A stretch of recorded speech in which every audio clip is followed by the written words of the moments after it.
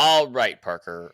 Big news out of the commissioner's office. I know you and I immediately texted each other when this happens, per usual. Rob Manfred announced that he is putting in essentially a new rule for Hmm. reinstating banned players after they pass. And in this case, he reinstated players posthumous posthumously? Is that the word?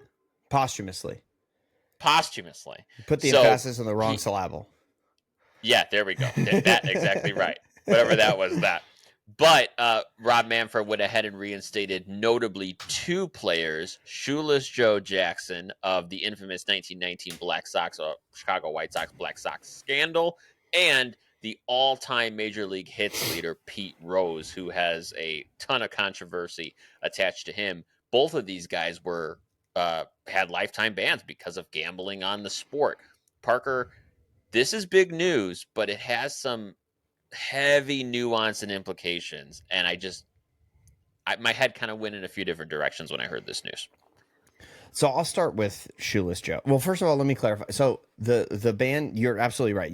It's a ban that, you know, concludes when the recipient passes. It basically defines a lifetime ban to a certain extent. It's like, okay, this is a lifetime ban. Their life is no longer, going. So the ban no longer goes as well. And due to that definition, it unbans a bunch of players that are and managers and figures in baseball that previously had lifetime bans. I Right. think that I'll start with Shoeless Joe. And by the way, I just want to point out that also unbans everybody involved with the Black Sox scandal, all 8 players. Correct. Yeah. So Yes. everybody that was involved with the Black Sox scandal is now unbanned. And really the only one that has a Hall of Fame case would be Shoeless Joe Jackson. Interestingly enough, I think a few of those players, if they hadn't thrown a World Series, like guys like Eddie Seacott probably would be Yes. in on a Hall of Fame conversation if they'd had whole careers. But here we go. I just want to point out Shoeless Joe Jackson here for a second. He is one of the most incredible players in baseball history. I think we talk about him in the same conversations as people like Ty Cobb for the early days of baseball, for just how effective he was as a baseball player. He was an incredible ball player, and by all accounts, he hit over 500 in that World Series he supposedly threw. He was approached Yes. by the people who were throwing the game.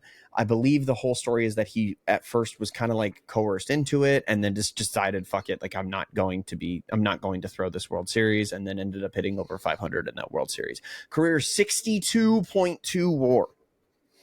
62.2 WAR with 1,700 hits from a player that played from 1908 to 1920. 12 seasons in big league baseball, and he put up 62 Yeah. WAR. This guy is an absolute stud.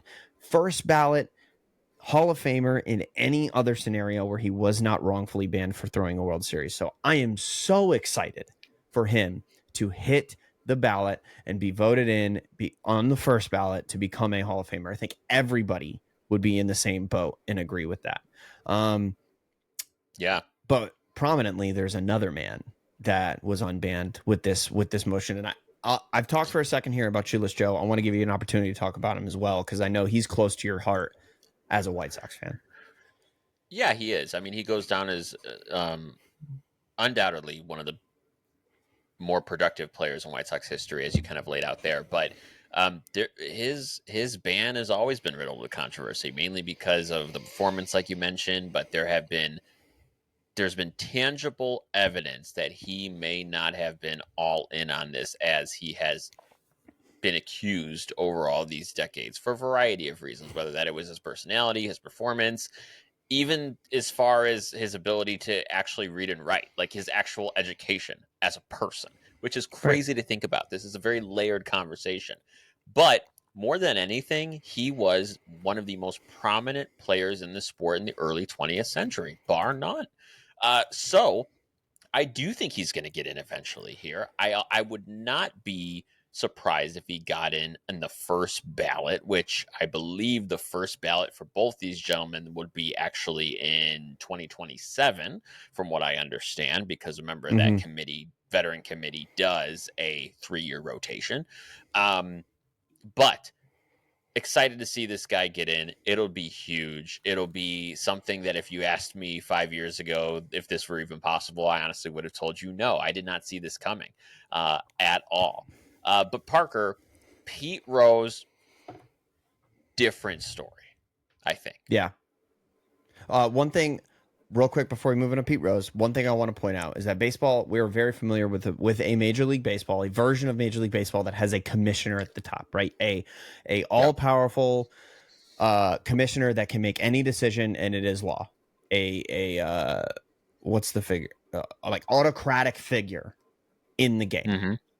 I want to point out that the reason that the Black Sox were banned was because in response to the story coming out that the 1919 World Series was thrown, that is when baseball actually named its first commissioner in 1920. His name was Kennesaw Mountain Landis. He was baseball's first commissioner, and his job was to restore confidence in the game after the Black Sox scandal. And one of his first things that he did, first act as commissioner, was to ban all the players involved.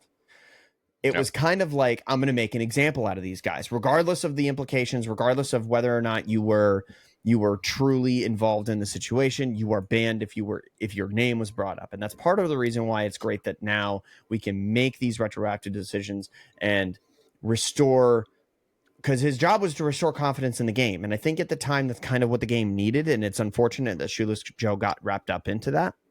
But now we're restoring confidence in the game in a new way.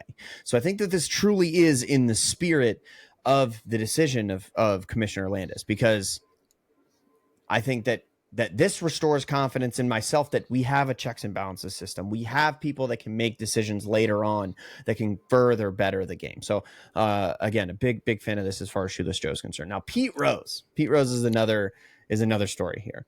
I have been and was for a long time very much in the camp of let's get Pete Rose in the Hall of Fame. He is the all-time hit leader. He has 4,256 hits. Famously has the most hits in big league history.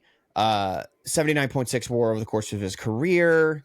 He was a switch hitter. He was a manager. He was Charlie Hustle. He was the lifeblood of baseball for a long time, given credit for inventing the head first slide. But it's always the stuff that did not happen on the ball field that becomes the reason for why Pete Rose is not in the Hall of Fame. And I seriously am concerned with whether or not he should be in the Hall of Fame. Not because I think that I get to make the decision whether ethics should play a part in you getting into the Hall of Fame, but because the precedent was set for us that ethics do matter whether you get into the Hall of Fame. And there are several players that if Pete Rose gets into the Hall of Fame, there are several players that should seriously consider. I don't know if they should consider suing. I don't know. There are Manny Ramirez, Alex Rodriguez, Roger Clemens, Kurt Schilling, so many players that have recently been snubbed from Hall of Fame consideration for off the field situations. Barry Bonds, Sammy Sosa. That if Pete Rose were put into the Hall of Fame, puts into question every decision that they've made, I think, in the last 20 years with regards to players with ethical problems. I'm glad you framed it that way, because that's exactly kind of what came to mind for me first. And I don't know where I come down on this, if I'm being honest, right? You and I, consume this sport on a daily basis. And I don't even know that I have a solid stance on this, because I think there is some value to considering ethics. I mean, the freaking guidance that the Hall of Fame gives the voters is consider on-field record and reputation, or something along those lines. Like, it is very clear that the guidance is consider on-field and off-field. And so in that spirit, the precedent has absolutely been set. Having said that, there's this conversation that just is always present, and that is context, right? Context matters. Particularly in the baseball world we live in now, I often think how hypocritical that gambling has become such a prevalent part of baseball as we know it today. Mm-hmm. Now, having said that, Pete Rose did something totally different, right? He did bet on Kansas City, St. Louis Reds baseball while he was managing the team. Obviously, not good. That's as direct as you can get. Cincinnati Reds. Sorry. What did I say? You said St. Louis. Did I say St. Louis Reds? Wow, I'm St. sorry. Louis Reds. Yeah, that's fine.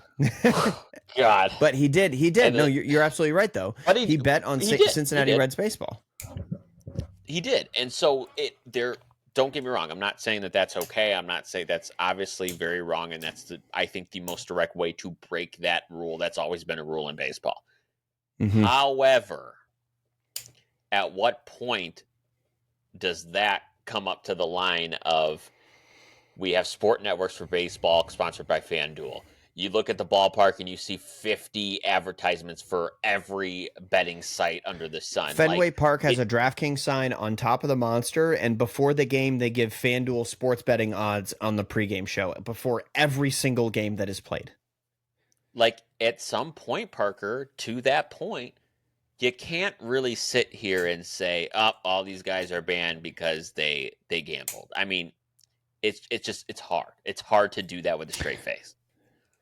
I agree. I do agree that gambling can no longer be the determining factor in you not making the Hall of Fame. Now, gambling on your own games and things like now, here's the deal. Pete Rose did more than just gamble on baseball games. He gambled on baseball games he was managing. Not only did he gamble on baseball games that he was managing, he continued to gamble, whether legal or not, after his ban that was pertaining to gambling. Throughout the rest of his lifetime, he refused to show a single shred of contrition, of sorrowfulness, of desire to change anything. He never apologized. I'm going to start listing a bunch of I just started listing a bunch of things, and I'm further going to list things that he did. And I got all of this was reminded of all of this from other podcasts and stuff that I listened to. Particularly, I listened to Baseball's Dead this week. And they mentioned that like he didn't admit to gambling for 15 years after he was banned, and he only did so when it came time to write a book so he can make a buck.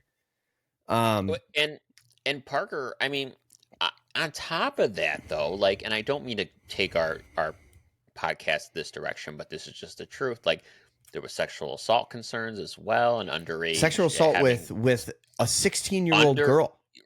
Correct, underage women. So I'll say it this way. All due respect to Pete as a human being, but let's just keep it real. Every anecdote, every story, everything we know about Pete Rose, his whole career, evidence of an asshole. I was just going to say, he's an asshole. Like, and you know what? Assholes can go in the Hall of Fame. There are assholes in the Hall of Fame. Here's the deal. If you're going to put assholes in the Hall of Fame, you cannot eventually change your mind, I think. Like, this is what I was getting at earlier. If you're going to not let Pete Rose go in the Hall of Fame, that's fine. We're honestly on a clean... We're good. Like, I don't know. You can't get people out, I don't think, of the Hall of Fame. So Ty Cobb, sure, you're in the Hall of Fame. Pretty sure Ty Cobb murdered a guy, but like he's in the Hall of Fame. He already is. We're gonna take that at face value. Babe Ruth, also, there's some shady shit going on with Babe Ruth. His apartment caught fire with his wife trapped inside, and then he was married a week later while he was on the road. So like, okay, there's some weird shit going on with Babe Ruth too. We've got guys with shady past in the Hall of Fame. But if you're gonna choose to put Pete Rose in the Hall of Fame now, in this climate with today's precedent that has been set, there are a lot of players and a lot of fans that should have objection to them being excluded. Barry Bonds belongs in the Hall. I've been beating the drum for years. Barry Bonds belongs in the Hall of Fame. Manny Ramirez, Alex Rodriguez, Roger Clemens belong in the Hall of Fame. Curt Schilling basically didn't make it in the Hall of Fame because he's a dick. Like, out in the world. He, like... he's very political and he has divisive political views, and that's a lot of the reason why he was not in the Hall of Fame. Why he is not in the Right. Hall of Fame. 250 game winner, multiple World Series winner, co-World Series MVP with Randy Johnson in 2001. Like, my God, Curt Schilling should probably be in the Hall of Fame. Here's the thing with that, though, is, to me, this is how I think about the Hall of Fame. And this may be the incorrect way, but this is how I personally view it. To me, the Hall of Fame, contrary to what the name implies, like the name implies, like, here is this place we honor baseball greats and we put all of them that get in here on a pedestal. Cool. At face value, that makes sense. I view the Hall of Fame as telling the story of baseball and all the people that have come and gone in the sport. What I think is a potential option for Hall of Fame going forward is, instead of muddying the waters between ethics, context, character, assholery, whatever you want to call it, okay? Maybe there is a discussion to be had about, let's look at the performance, right? Number one. And then two, ask yourself the simple question. I've asked you this before on the show. Can you tell the story of baseball without said person? If you cannot, then they probably belong in the Hall of Fame. Now, here's the asterisk to that, the second part. If you can't tell the story without an A-Rod, without a Pete Rose, without a Curt Schilling, guys, I would think you probably can't, then there needs to be an acknowledgement of, yes, but here are the other things. Like you would when you teach history, like you would when you tell the story of history. And if those players aren't open to acknowledging those things, if A-Rod, who is admitted to, the steroid stuff, is not willing to have that be part of his story, then they can opt out of being in the Hall of Fame. Maybe that's the way it should go. Maybe. I can see that. I also think that they do tell the story of Pete Rose. There are jerseys, bats, gloves, videos, balls, autographs of Pete Rose in the Hall of Fame. There are jerseys, bats, gloves, autographs, and videos of Barry Bonds in the Hall of Fame. Okay, so I'll ride that train for a second. If that already exists, then why aren't they in there? Well, it seems like the Hall of Fame is delineating telling the story of baseball, because at the end of the day, the Hall of Fame is a museum and they're going to tell the story of baseball front to back. Correct. They are delineating telling the story of baseball and getting a plaque among the Hall of Fame inductees in the Baseball Hall of Fame. And if we're going to make those two separate things, I think that's okay, mostly because I don't run the Hall of Fame. And if that's how they've chosen to run it, and if they stick to that organizational structure throughout their life, I think that that's their right to do so. Because at the end of the day, yeah, the National Baseball Hall of Fame in Cooperstown is completely separate from Major League Baseball. So if we're going to make that distinction between telling the story and inducting players, then that's okay. And it seems like that's what they're doing. But here's what's going to happen. I truly believe that Pete Rose, in December of 2027, when the Eras Committee convenes next, I truly believe that Shoeless Joe and Pete Rose will both be inducted into the Hall of Fame. And if that's the case, I'm going to be extremely happy for Shoeless Joe, and I'm going to be fucking pissed for Pete Rose.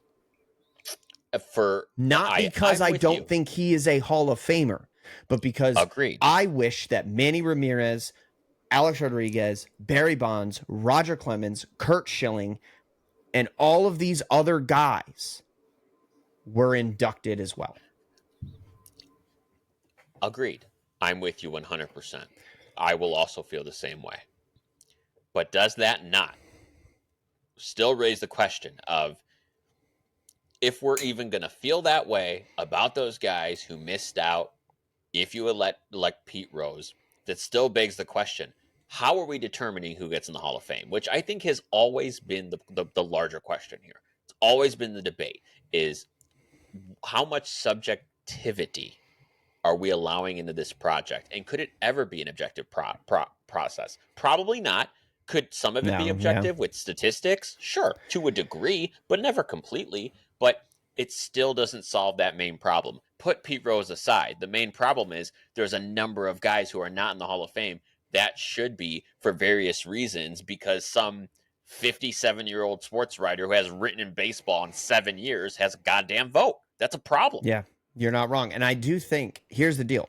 If Pete Rose gets put in the Hall of Fame, it will be by the Eras Committee, which is made up of 12 voting members, baseball historians, True. baseball writers, and players, evenly split between the three categories. If he's Yes. put in by those people, I think that there's actually a really increased chance that Barry Bonds, Alex Rodriguez, Manny Ramirez, and all those guys that I've mentioned several times do get put in an Eras Committee setting. Because I think that players who played against Roger Clemens would tell you he should be a Hall of Famer. I think the players that played against Manny Ramirez, Barry Bonds, Alex Rodriguez, etc., they would say that he deserves to be a Hall of Famer, because at this point in time, the only way to make it in on the BBWA ballot is to be voted in by the BBWAA, whereas the Eras Committee gives the opportunity for players to have a say, for historians to have a say. And I think that those guys will probably look at it differently than the BBWAA has. 100%. And I'm going to say something here that's pretty bold, Parker, and I feel strongly about this. I really do think if we had to fix the whole voting system, and this is thinking about it no more than the 5 seconds I literally just thought about it, get rid of the BWAA voting. Like, honestly, Yeah. I love the Eras Committee. I love how it's ran. If you want to expand that a little bit, great. But I trust that group to make a better, diverse, informed decision than these writers. No disrespect to the writers. I love the writers. They produce great work. Some of them, I think they're awesome. But they're just not the best people for that. Yeah, I agree. I think that the people that played with them and against them should have as much of a say in, or maybe it's just we can still have the same three camps vote, but we have to completely change the structure of the voting. Maybe you go down to, 99 voters, 33 players, 33 historians, and 33 writers. And that's every single, and you have to get 75 to get in. And because it's right now, it's 75%. You have to get 75% of the vote to get into the Hall of Fame. Maybe you restructure the voting system, and maybe not every writer gets a vote every year. And I think that would be a more, if you replicate the Eras, I think the Eras Committee being only 12 people is crazy. It's like the same. You can manipulate a jury of your peers that is that size pretty easily. So all it takes is like the flavor of the week's topic to be how good Alex Rodriguez was, and he gets in. So I think that you need a bigger sample size, but the same split and diversity among voters, in my opinion. And we do this every single fucking year when it comes to Hall of Fame voting. You and I go off and talk about how it's broken and how it doesn't work, and everybody does along with us. And I think that this is just really, especially if Pete Rose is inducted in December 27, I think it's really going to shed light on how broken the system is, and how one particular group of people who share a very like-minded set of ideals get to decide who is a Hall of Famer and who isn't.